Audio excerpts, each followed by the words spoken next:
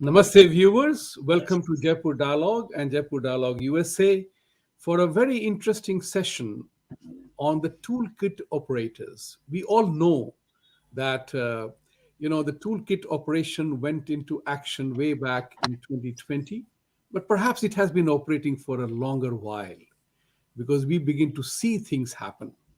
What was interesting and what we do find interesting is the fact that the toolkit is operating globally.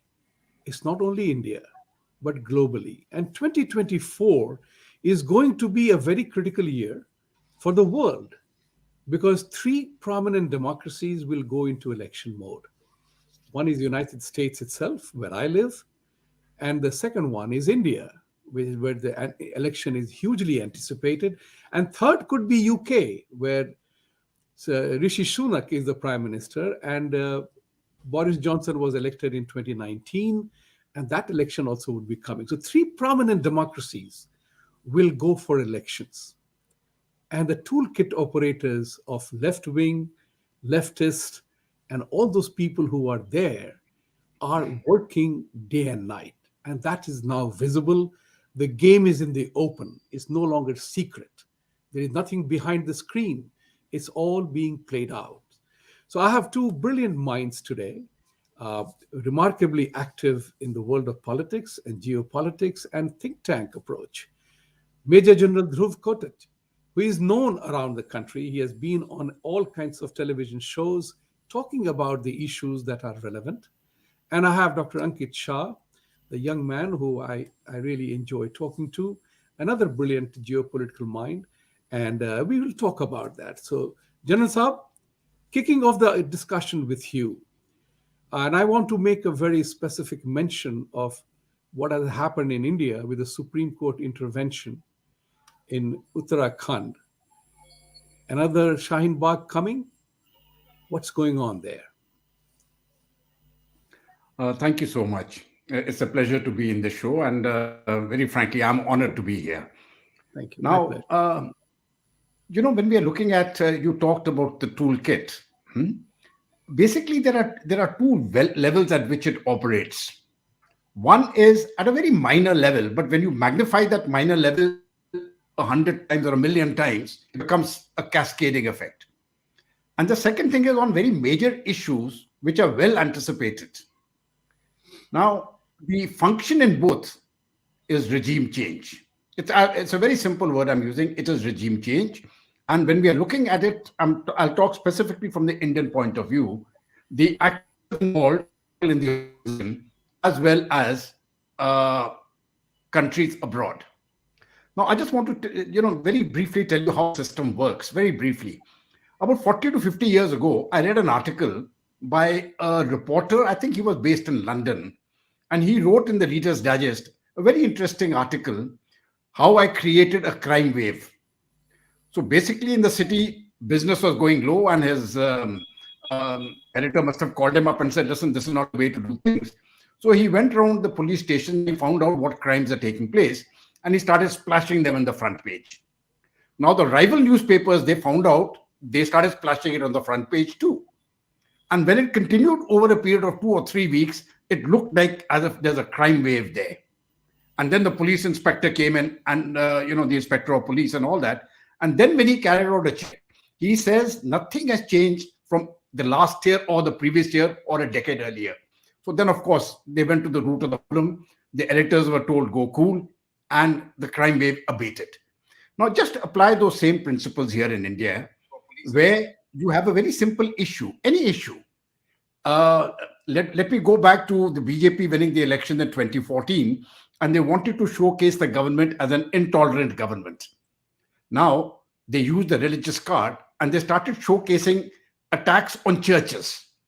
Now, I'm not denying that those attacks on churches took place, but they were very minor incidents. A window pane broken, of 200 or 300 rupees stolen from the cash box inside. Very, very minor incidences. But when they started coming in the papers repeatedly, people thought the churches are under attack. So I carried out a check of all that has happened on churches over the last decade and on temples and on mosques. And I came to the conclusion that there's nothing, this is a normal routine occurrence. Most of those attacks which took place on churches were done by Christians themselves because that somebody is antagonized for some particular reason. And they were very, very petty offenses. But when you headline them and you splash them all over the newspapers, and then the New York Times picks it up and Washington Post picks it up, and then the BBC starts giving a serial, it appears that India has become intolerant. Now, there was a specific purpose to this toolkit, a very, very specific purpose to defame this government because they just didn't know how to get them out.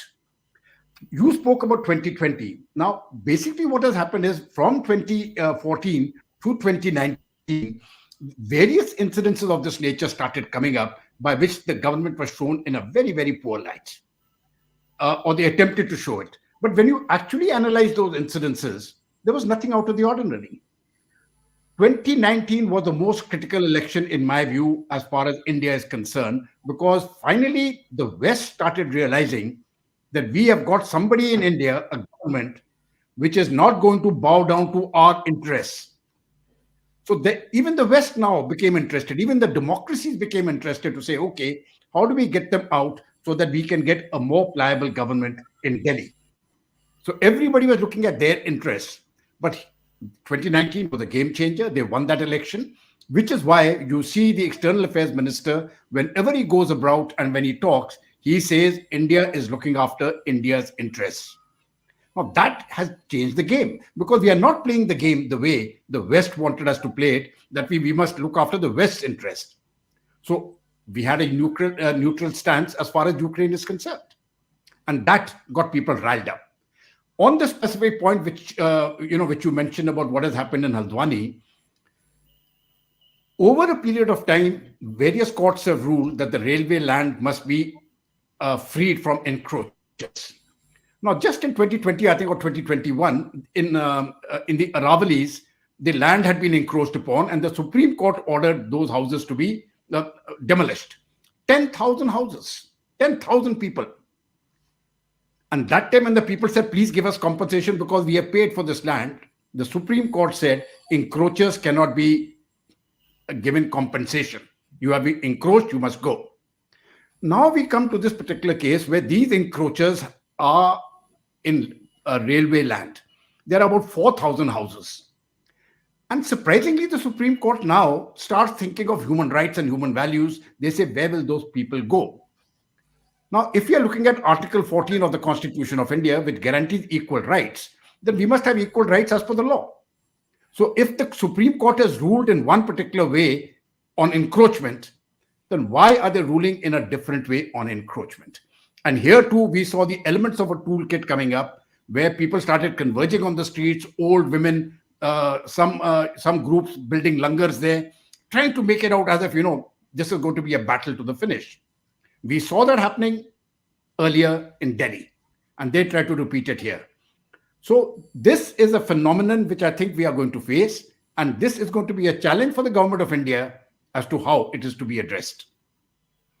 Thank you for a wonderful opening that you made in this particular thing. Ankit, coming to you on the piggybacking on General Saab's statement that regime change is the objective of this entire operation. And Prime Minister Modi faces a very different challenge.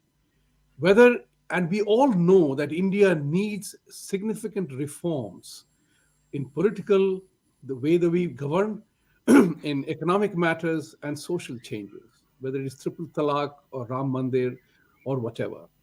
What I notice is that Mr. Modi will be attacked and is being attacked, which is something which I told in 2020 itself, that if he does an economic change, there will be some group will be unhappy. Not all groups are always happy with the economic policy changes. There will be some group that will be unhappy. Whether he does social changes, again, there will be about something against somebody. And even if it is not against something, it will be made as such. And economic changes, obviously. So economic, political, and social changes that Modi will bring about and is trying to bring about will make some group unhappy. the, the toolkit operators are catching on to those gangs and making them as if they are the sufferers, and Modi doesn't care for them. So he will be attacked as to rise of Hindutva in India. He doesn't care for the minorities in India, or he doesn't care for the certain segments of the economic element. Now the challenge is this will happen. It happens all the time, from Narmada water to shutting down of many industries or protesting against the nuclear power plant. How does the country and the majority respond to that? What must happen to make sure that these fissiparous tendencies and elements do not disrupt the majority gain? And farmers' strike was one such example.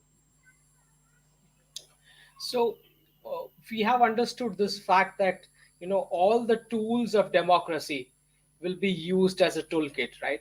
Right. So that exploitation, because the very origin of the democratic format from the Western template where it came from, if you look at at a macro level, you understand that right from after the Second World War, the way the international busybodies are formulated comes from this victimhood and the demand of rights after the Second World War, which defined this entire structure of what human rights would be, what individual rights would be, which is why you see democracy imposition as one of the tool which is being used by West for regime change in many of the countries worldwide. Now, they have been unfortunately, they have been very much successful as far as other nations are concerned in terms of bringing regime change with this kind of activities. But as far as India is concerned, I can assure you here that the majority of our masses has a tremendous amount of depth and wisdom in terms of absorbing the shocks of this minor fake protest or this kind of activities that goes on. Now the question lies with respect to how the governance is going to respond to it. Now, this was very clear that when the case of this particular Haldwani thing, when we're talking about the Indian railways, I should say some 20 to 30% of Indian railway lands or assets are under illegal encroachment, and a specific community forms a majority chunk of this illegal encroachment, and that is a fact. Now, every single crime, if we are going to uh, you know uh, partition in a way that this is about this community or this is attacking this community, these are all kind of narratives that the anti-India gangs are going to play out in the media, in the information sources, outlets everywhere. Now, how the governance is going to handle this? One thing is clear, that when such cases go to courts of law, now there is a standard which is set across the institutes of law, and that is that if the government has collected taxes on from this illegal encroachers in any point in time in history, then certainly there will become a case of some kind of compensation or some kind of rehabilitation demands considered by the courts of law. Now, this is something which is going to be a state law and order situation along with central law and order situation when it comes to Indian railways, because the railways are going to be a central government domain, right? But when in terms of when it comes to handling the compensation or rehabilitation, the state machinery is also going to be involved in terms of if you've collected the local state taxes on this illegal encroachments. Now, that is the justice part of it. In terms of how the governance should take it forward, I think that a lot many amount of legal reforms would be required, because the old laws with which we are functioning, and let me tell you, since 1947 we are being purposely given a punctured railway engine. This constitution document is a punctured railway engine before our train took off, and they ensured that you are never going to get the numerical strength to amend it. This was the arrangement which was set by whoever the powers in be, who did these deals to get this kind of independence credit and become prime minister and whatnot. We don't know what kind of deals went behind the curtains. But certainly, this particular document, constitution document, is a punctured engine which was given to India, and it was purposely formulated in a fashion that you are not going to be able to make fast amendments until you cross a certain number in Rajya Sabha, Lok Sabha, and whatnot, and that ensures that you're never going to move ahead in terms of competing with the Western world, right?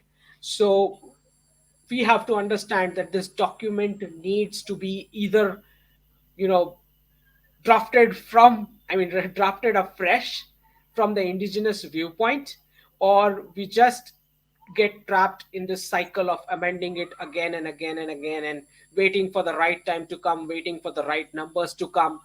And that's how this entire cycle runs. And we have to understand that the aspirations of this young generation is much more. We expect much more from the governance. This kind of illegal encroachments is not the way forward. The young generation wants India ahead, right? So this is where the governance need to now look at, because a lot many of Supreme Court judgments or the bodies of law, they themselves are under question in terms of appointments, because their own appointment procedure is under question with the the collegium system which they have. So that is another pending reform of their own for the body itself, right? We all know the corruption that goes into the collegium system of appointment of the judges, right? So there are fundamental changes. I mean, India is right now in 1946 in terms of defining the structure of institutions that the natives need, the indigenous people need of this country. Because when we talk about the word swatantra, we mean self-governance, and self-governance cannot be achieved until you have the sanctity of the institutions which need to serve the people, right? So we are in 1946 in terms of the institutional framework that we simply cut, copy, pasted from the Western formats and the templates. So until we bring this change, we will be trapped in this loop of discussing and solving, doing patchwork here and there, in that corner, in this corner, and that corner. I don't think this is going to work. The document needs to be revisited thoroughly. How will that happen? Particularly when the constitutional amendments have become very difficult to do and we have so many parties. So that is never going to happen. General Saab, you are a soldier, you are a thinker, you are battle tested, you know the battle rules. The question arises here, and I'm always driven by solution. We can talk about, we understand the issue and the challenges. One of the things that he talked about, and particularly Haldwani incident, is the fact that encroachment always happens by a certain section of people. And they are a particular vote bank. We are living in a time and an era where, unfortunately, you name the particular group and you are immediately branded as phobic and attacked as you are a hater, which we are not. But we are asking a question as a fundamental right. How does one handle that scenario? Because this is at the root of our entire gameplay. It happens in the US, it happens everywhere else, but in the Indian context and the American context, how do you see it shape up? You see, I have studied this phenomenon. I've been doing it now for about 20 to 25 years. Earlier, I was not, most of the time while in service, it didn't really interest me. You're just getting on with your job. But for the last 10 years or so before I retired, I started looking into it. And now, for the last 12 years post-retirement, I've also been looking into it. Fundamentally, from my own studies, and I've studied this very deeply, there was an ecosystem created within the country, which we call the left liberal ecosystem. In Delhi, it's also called the Lutyens system. Now, what these people did was they accumulated power amongst themselves in people, who were in the arts, in culture, etc., in the literary world, in the political world, in the social world, right? And they wrote down a particular history of India, right? And when you see that history of India, there was huge distortions which have come in, but nobody could challenge it because the alternate voice was not allowed to be heard within our universities. Now that became the first challenge. The school books which we had were inherited from the British, and post independence, we didn't do, we haven't really done much to decolonize, to use the word, the Indian mind. Give you one small example, when I was in school, I studied in a very big public school. I studied in Sherwood. In our time, I'm talking about the 50s and the early 60s, the history which I was taught was that Robert Clive was a great man, and the Indians whom he subjugated deserved to be subjugated. You see, and so William Bentinck became the reformers, Lord Wellesley, everybody, all of them were great people. The people who were the scum were the local people of India. And then you come to that African proverb, that very great African proverb which says, until the own historian, the dog will always glorify the hunter. I would request you to repeat that African saying because your voice broke at the same time. So please repeat that. You see, this African proverb states, until the lions get their own historian, the history of the hunt will always favor the hunter. Now, it's a very important point. Who writes that history? Who is setting the syllabus? Who is talking in the schools? What has happened post the first time when Atal Bihari Vajpayee became the prime minister, he tried to change it, but he didn't have a majority. He was dependent on others. But when Narendra Modi got the majority in 2014, that was the first time the decolonization of the mind, the process of decolonization of the mind started. The most critical election, as I told you early in my opening remarks, was 2019. People are saying it's 2024. No, it is 2019, because that has given a continuity of 10 years, and 2024 will be the second most important election. What is really required is decolonizing the mind. Creating that alternative narrative. I'm not saying the left narrative cannot go. Please use that narrative, but there must be a right narrative also. You see, have both views, both must be heard. But earlier, one view was suppressed. You could not have an opinion which was not agreeable to the left. I have always called this left liberal system totally fascist, because they accept no view other than their own. But when you look today at the right-wing ecosystem in India, it is quite prepared to listen to all sides. So the democratic institution today, the one which we call open, which is liberal, is the right wing, which they are calling fascist. But the actual fascists, they use terminologies to demonize the other. So I think what is required really is narrative building. We have to shape the narrative. And if you want to get rid of these toolkits, I think it is very important to anticipate what is going to happen. Now, once you anticipate what's going to happen, you can be prepared, get your data ready, get your facts ready, and start projecting them onto the screens well before anybody can attack you. I am very surprised, very frankly, I beg your pardon, I'm very surprised, frankly, that in this Republic Day parade, there are no major disturbances taking place in Delhi. And then I analyzed the reason why. A few months back, a large number of arrests of the PFI have taken place. They were the toolkit which was supposed to be used. And it was anticipated, they were going to create trouble, and they have been sorted out just before they could carry out very major terrorist attacks and other activities. Now, that is a plus. But when all these pluses, the ones which have been anticipated and sorted out, they don't come into the public eye because nothing has happened. So only when things go wrong will things come into the public eye. I think the government is working on it, but it is going to be a very difficult piece of work because we have people in the media, some of them, who have lost the power which they earlier had. There were very senior journalists who could walk into the Prime Minister's office. Many of them knew the cabinet changes which were to take place before the concerned ministers themselves. All that is history post 2014. Nobody knows. So people can guess, people can anticipate, but nobody knows. Who is going to be the president of India?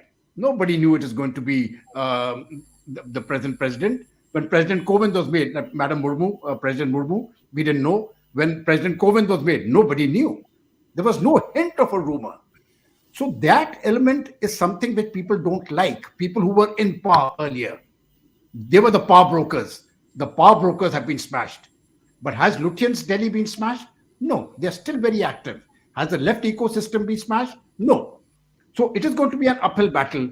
But I think we have got a very strong ecosystem now on the other side, which is an alternate voice. So today, while that alternate voice may not be as strong as the left ecosystem, it is still a very powerful voice, which did not exist earlier. It didn't exist. Now it exists.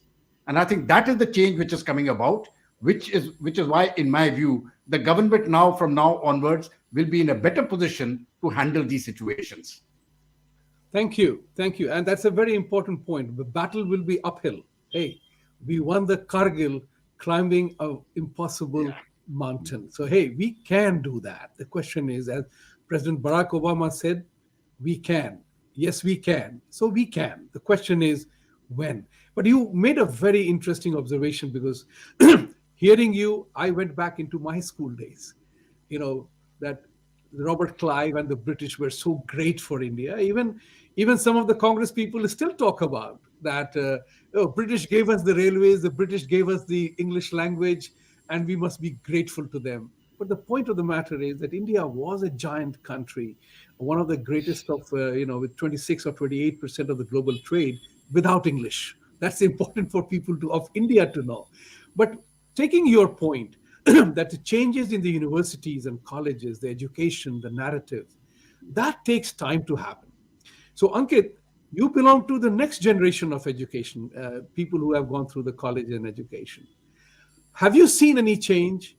And are you seeing what changes that need to be brought about? Because I remember there was one Mishraji from London who had on this Jaipur dialogue in a conversation with Sanjay Dixit and myself, I think it was him, who said the left is no longer interested in catching power or taking power because they have already infiltrated and captured the minds and the universities and the narrative.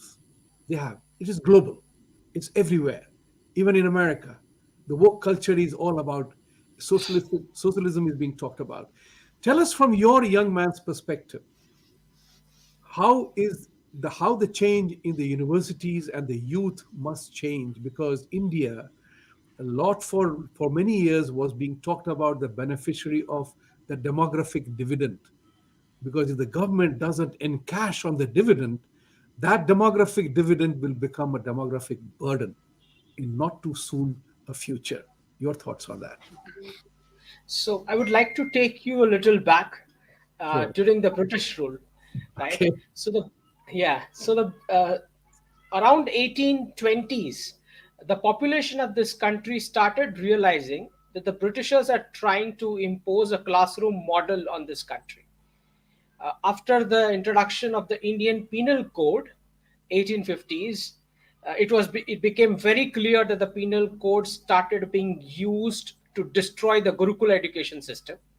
And by the time it was 1905, a huge chunk of Indian population actually fought and died to stop the classroom model of the British education system. So, and the Britishers were very keen to impose this classroom model on all its colonies, particularly because it wanted a bunch of slaves coming out of this classroom model who would not question anything, won't think about independence, won't pose challenges to the British rulers, and they will have a consistent supply of labor, cheap labor, for their industrialization factories which they had established. So this was the model root cause with which the classroom system got birth, and it was implemented on all colonies of the world, which is why we have the classrooms today. And the ancient gurukuls are no more visible, though we see some offshoots here and there of some kind of revival started by some of the communities. But the entire chunk of modern education which the ancient India had in terms of university campuses under mandir campuses, right? So the Mm. universities were inside mandir campuses. I mean, we can literally measure the depreciation and degradation of our civilization from, university being in the mandir campuses to now a small mandir, demo mandir in the university. So that's the measurement of how much degradation the civilization has seen under the colonial rule.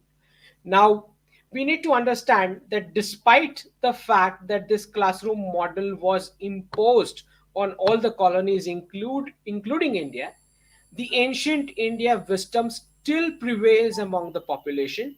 About 60 to 70% of our population still remains with the self-employment and the enterprising model, which was not the output expected by the Western template of the classrooms, right? They expect a direct human trafficking of humans from classrooms to jobs, because their objective was to reduce a perpetually rich enterprising economy into a jobber based dependent economic structure, because that is how they viewed humans, as a unit of labor for the few crony capitalists who would run the entire world. And that is how the extreme capitalism has resulted in the downgradation of the Western economies as well, as we see these days. Now, when you talk about the wrong history, uh, uh, we are we have this recent news that we are going to have a corrected version of history under the NEP, and one of the important elements of NEP talks about going away from English language, or should I rather put as more stress on our regional languages, Indian languages. And another element which is important is about the skills based electives which the students can now select. Now, when this changes come on ground, trickle down to the last strata of our society and the young generation, that is the point in time we will we'll be able to see the changes that would come in terms of how the economy is then taken forward away from the service sector jobs and that kind of thing. But in terms of the recent news of foreign universities starting to establishing campuses over here in India, that's the news which has come, wherein Harvard and Oxford and all of those, UGC has come out with a draft whereby they can not just establish campuses over here, but they can also bring their own assessment system as well. Now, I'm very hopeful with these campuses coming to India, particularly because it reminds me of something like East India Company in a reverse fashion, but this time, because this will be the time when the fiat dollar would be going, which had sponsored a lot many of unrequired service sector jobs, which would have been wrapped up by that time. So the question would be asked, how far this the British classroom model of trapping humans in within four walls for 20 years, how far that makes sense. So when that question comes, when these campuses would be here, and when by that time our corrected history version would be out, and the NEP first lot of young students would be out, who would be seeking higher education admissions, I think that will be the point in time when the reverse East India Company will happen, and we will be able to export what our Sanatan economics model was to the rest of the world. I sincerely hope that when the foreign universities are allowed to set up, they don't teach liberal arts, liberal theologies that has causing problem. And as Mr. Rajiv Malhotra has often talked about, and I hold the same view, let's learn from the West about the technology, the STEM area, and that's where Harvard is great and other universities are great in terms of taking advantage of the actual thinking, not the liberal arts. General Saab, I'm coming back to you on your other statement that you made about the behavioral pattern of the left liberal gangs, left liberal ecosystem, to put it mildly. One of the tools they use of democratic practices is the abuse of freedom and accuse you and I of what they exactly do. They call us fascists while they are the actual fascists. The External Affairs Minister, when he in 2019, our post 2019 election, had made a statement that you will see a muscular foreign policy response from India. He made that statement. And tell me one thing, the entire diplomatic force, the bureaucratic system, which was trained in the British era system of developmental part or administrative part, how will they be trained quickly to develop the muscular language required? And nobody can understand that better than a general himself. So, what kind of a training is required to have that muscular approach? He is showing it. And many people in the US are blaming him that he is a bureaucrat, not a politician. He doesn't politic well because he is destroying the India's image elsewhere. In reality, he is doing very well to project India's image. So, your thoughts on this? Actually, as far as the External Affairs Minister is concerned, I want to start with him, Mr. Jaishankar. I think he was a bureaucrat, he was a diplomat, he was our foreign secretary. But I think he has been, perhaps, he's been magnificent as a politician, right? It is not an accident that the Prime Minister chose him, right? Picked him out and put him as the foreign minister. It's not an accident, because this man has the vision to look ahead, and that vision is matching with what the Prime Minister's vision is. In fact, I want to make a statement which may be contested. Anything which I say can be contested. There's no problem in that. We are a democracy. Yes, we are a democracy. You see, one of the problems I think which we are facing in our administrative structures is that the bureaucrats cannot think at the same pace as the Prime Minister of India. You see, his vision is so large.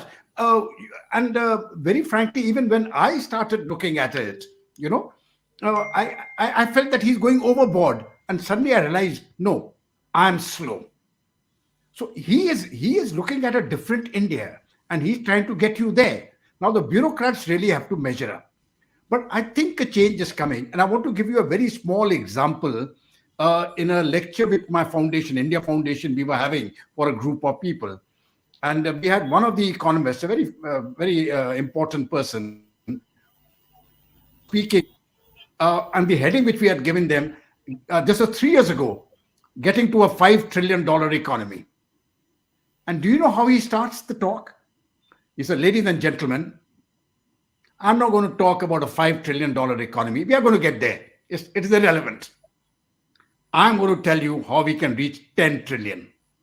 Now, you see, that was the time when people were even scared to talk of 5 trillion. That thinking has changed within quite a few people. Now you're talking of 10 trillion. And I can assure you, 5 to 10 years from now, when Ankit is a senior person and all that, he's going to say, they only spoke of 10 trillion. They should have spoken of 50 trillion. That is the India is changing. That is the change which I'm seeing. Now, what do we need to do? I think as far as the administrative structures are concerned, they require a tremendous vamping up. It is not just our history which was distorted. We inherited a British model of administration. And in the British model, it was an accepted fact that if there was a deputy commissioner, or a collector, or whatever these people were called, he was supposed to make his money from the people. He was supposed to enrich himself from them. The very root of corruption really came in from there. That idea which Gandhi was propagating of the villages, self-thing and, self-service and all that, that was absent in our administrative structures right from 1947 when we got independence. So really what had happened was the white man left, the brown man came and sat in his chair and continued the same way. That is why that decolonization of the mind, which Rajit also talks about, the snakes in the Ganga. It is very well put. There are snakes in the Ganga, and this is the problem. The problem is really here. These are the people who are losing power now. The people who felt entitled that, okay, I am so and so, I'm a great journalist, so whenever I come, people should open the door for me, or I'm so and so, I'm an ex-minister, I'm ex this. Can you believe, like the former chief ministers of Jammu and Kashmir, they were still holding on to their palatial bungalows. I mean, he's no more the chief minister. They are not entitled, but yet they're holding on. Now they have been removed. So a whole lot of this entire ecosystem, they were sitting on prime property in Delhi and elsewhere, and it took Narendra Modi to get them out. That culture of the Lal Batti, that the status symbol. To remove that, Narendra Modi very simply said, "It goes off from my car." Everybody else had to follow suit. I think that is the decolonization which is required, to tell people, I have a maid in my house, she can have tea with me, I have no problems. In America, that system is there, that system of equality. It is not there in India. We still think of people as high and low just because our economic levels are different. So it is going to take time, but we have people now who are actually working towards that. On the diplomatic front, I think it was Sushma Swaraj who laid the foundation of changing the character of our diplomacy. And you see those changes which have taken place in Sushma Swaraj's 5 years and carried forward brilliantly by the present External Affairs Minister. Obviously, it was the Prime Minister's vision that we accept, but it was executed by these two people. And today, when you go abroad, like I have relatives living abroad, when I go to Singapore, my daughter tells me, she says, the respect which we get as Indians, we have not seen that earlier. So that change has taken place. While people may crib about India and our response as far as the Ukraine crisis was concerned, but I think in the heart of hearts, they understand that what we are saying is right. Because when that crisis took place, I had to speak up for Russia, not because I'm pro-Russia. I will criticize Russia elsewhere. But on this particular issue, I said, this is not my war. This is somebody else's war. It's a European war. Why should I get involved in it? Why should I buy expensive oil to spite some particular country and to favor somebody else? It doesn't make sense to me. And the West is not doing it. So when we're looking at these things, I think now in the thinking circles, in India's administration, in India's diplomacy, that this is what has come in now. Indian interest must come first. And that had been subordinated for a very long time to external agencies. I think that change we are seeing now.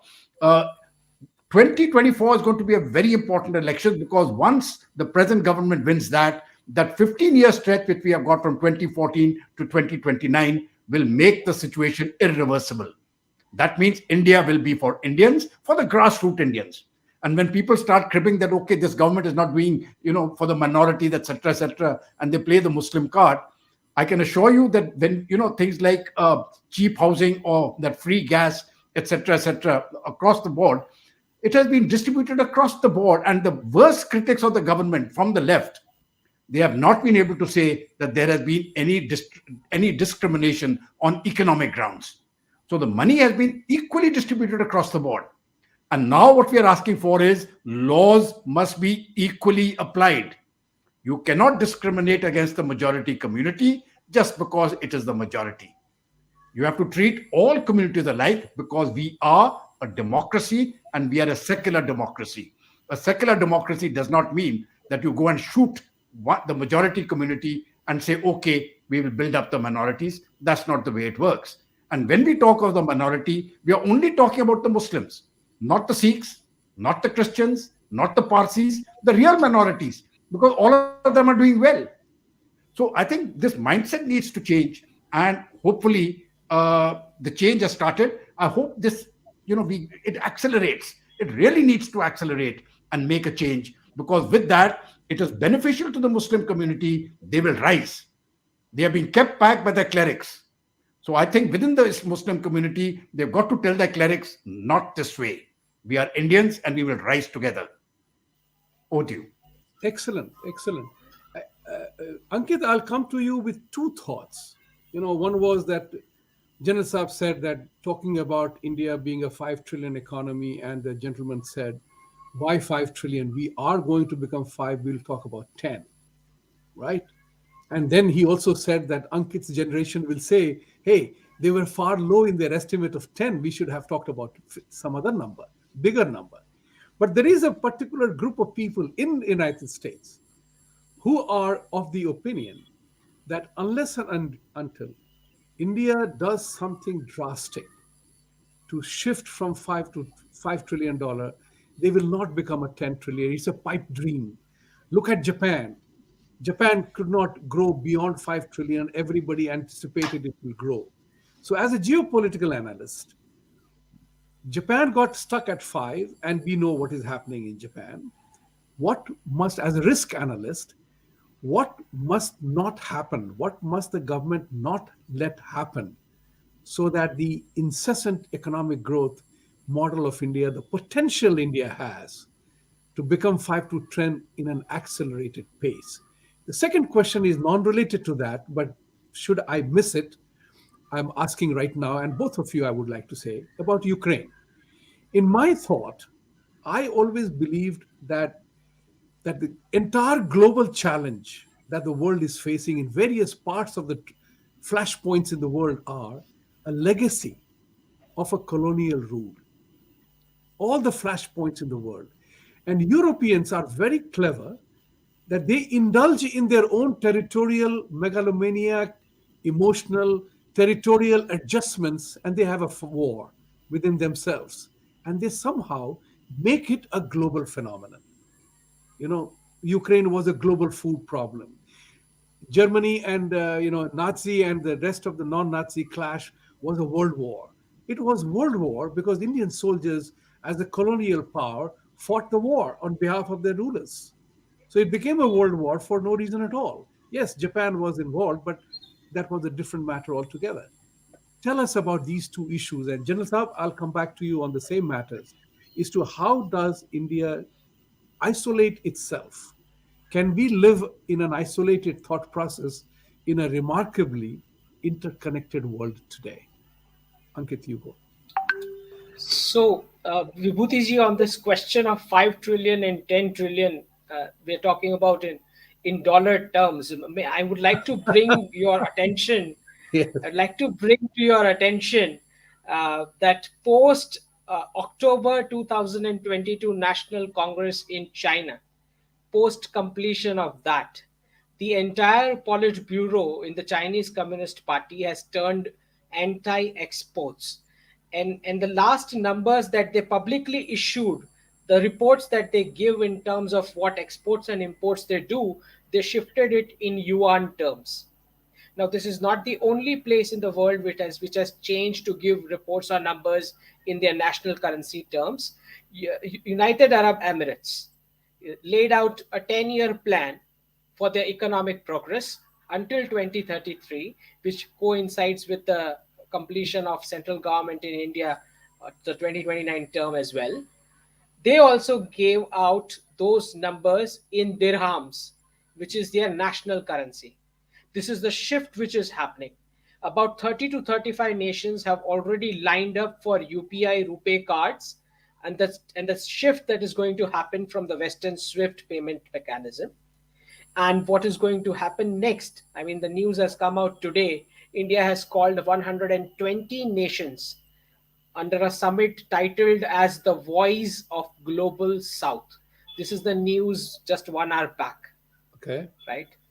The Voice of Global South is the title given to the summit. Now, and then there are news that several leaders are coming. Obviously, some from the Indian subcontinent are visiting this. Sri Lanka, Bangladesh, and the ASEAN countries. So, this all has not suddenly happened. We have to realize what happened in 2022. In 2022, it was the first time Xi Jinping, Vladimir Putin, and Narendra Modi, all three leaders, gave a miss to the United Nations General Assembly event. We got to record this somewhere. It's not a normal event. So what they did was they downgraded it to the foreign minister's level, and with the declaration of this Voice of Global South. Global South is a terminology which is used to exclude the West, frankly speaking. Yeah. Right? So when we look at all this together, what it comes to is that the West did a big mistake by not taking India on board on the United Nations Security Council. That was a big mistake by the West. And now what is going to happen further is India, Russia, and China are going to become a major format in terms of geopolitics. They will certainly sit together and devise out how the de-dollarized world is going to function, which means that all the valuations which you talked about, 5 trillion and 10 trillion in dollar terms, those valuations are going to undergo a big flip, which means that the manufacturing and the enterprising and the farming sectors in all the economies of the world, the real producers, which is Asia and the Gulf, which sells energy majorly, the valuations of these economies are going to flip in the sense you won't be able to give a number in a fiat dollar terms, wherein the Gulf and Asia will say, hey, we are not going to take a fiat dollar or a fiat euro as a payment for what we are selling. So these are big changes which are coming, and this is not something which is the West is going to like, particularly because it's just clearly excludes them out of this equation of having any kind of relevance. Now this takes me to the technology topic, which as Jaishankar recently pointed out, that the Westphalian model has fallen and technology is going to have a big role into that. So what he was hinting towards this is that the Western influence in terms of imposing the Western templates with these international bodies, which is UN, World Bank, and the IMF, is going that their fate is going to hang, particularly because a renewed negotiation will begin some months from now. I'm very sure negotiations will begin on how a fiat currency and a pegged currency will be able to trade with each other, and what is the role going forward in terms of private crypto regulations, if that is going to be taken as some kind of a legal tender of money or not, and what is the way forward. So until these negotiations close in a fairly decisive manner, the fate of all the unipolar dollar led bodies are going to hang.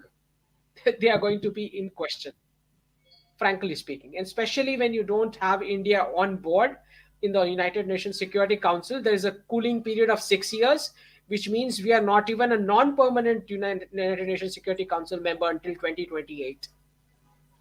I don't know how these bodies are going to function.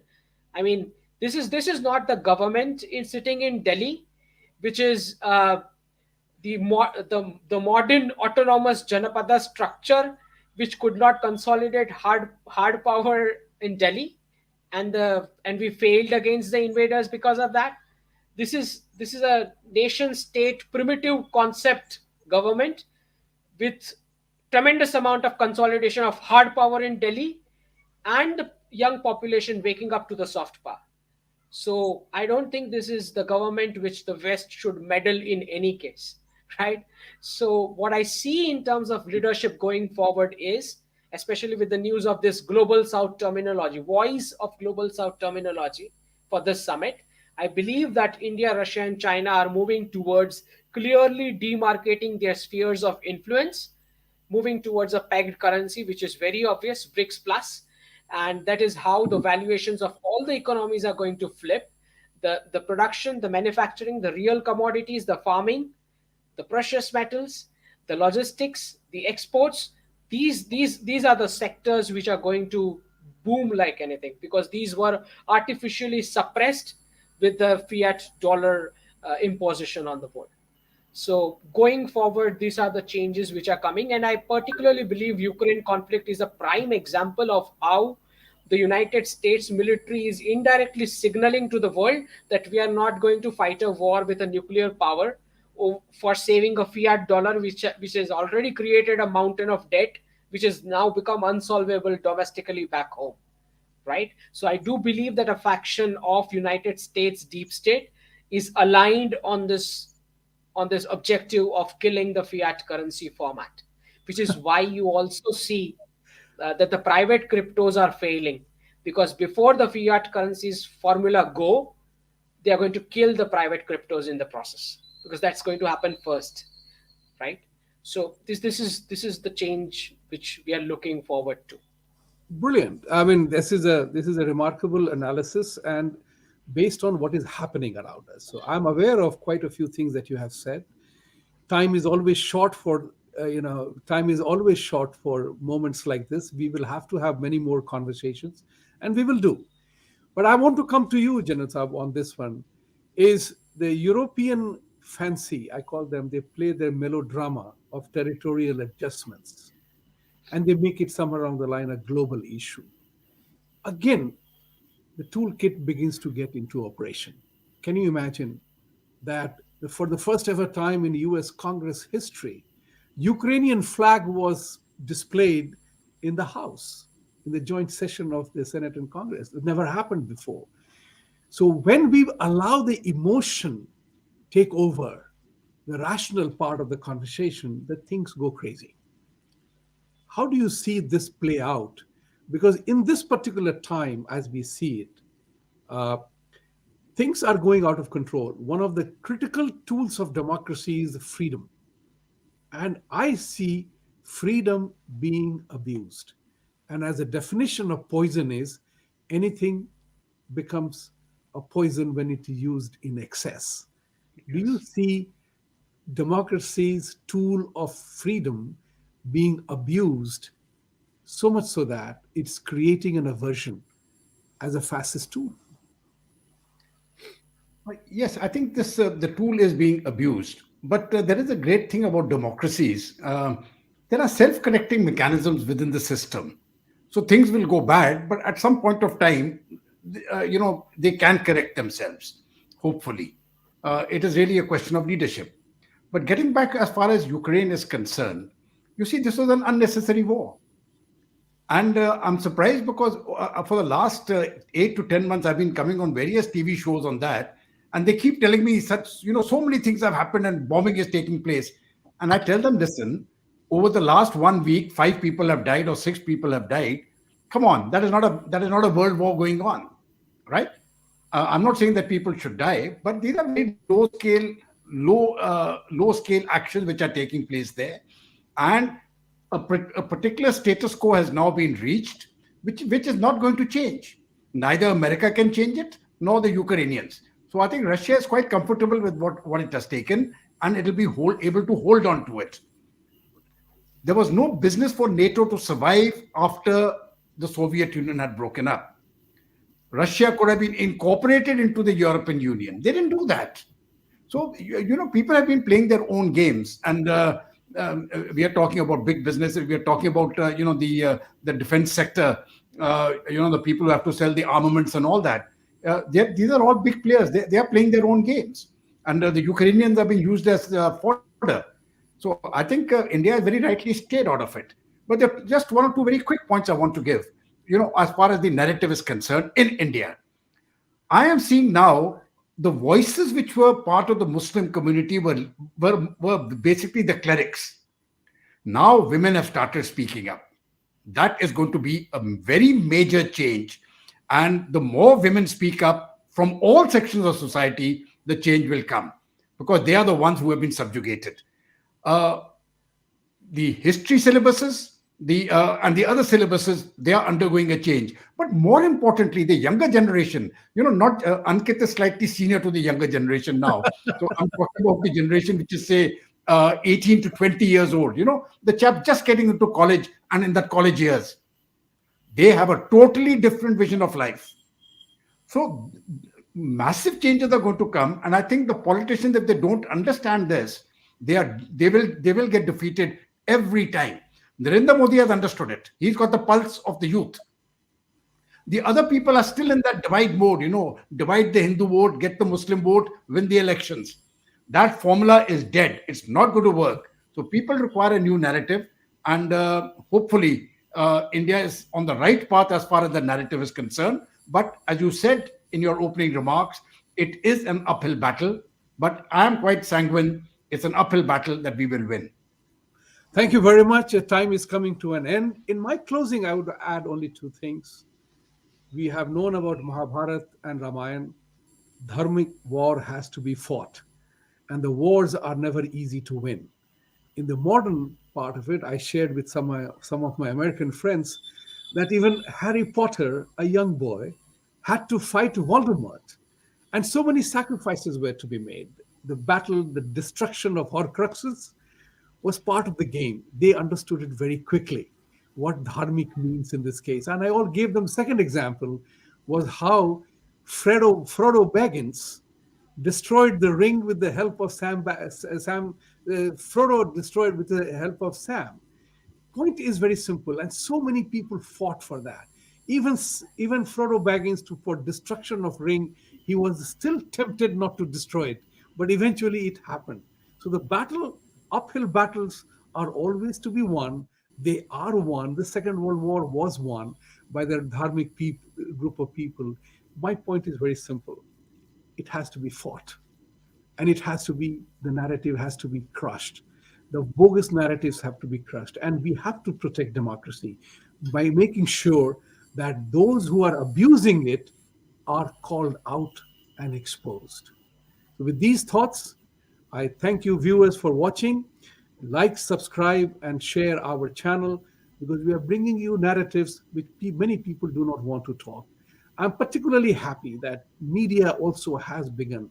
The law of physics, the third law of physics, has begun to eventually take off.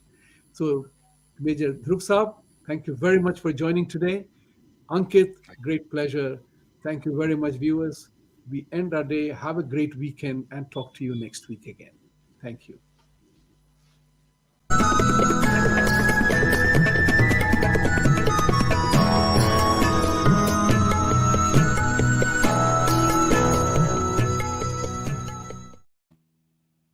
Nice. You have been on TV throughout the day today.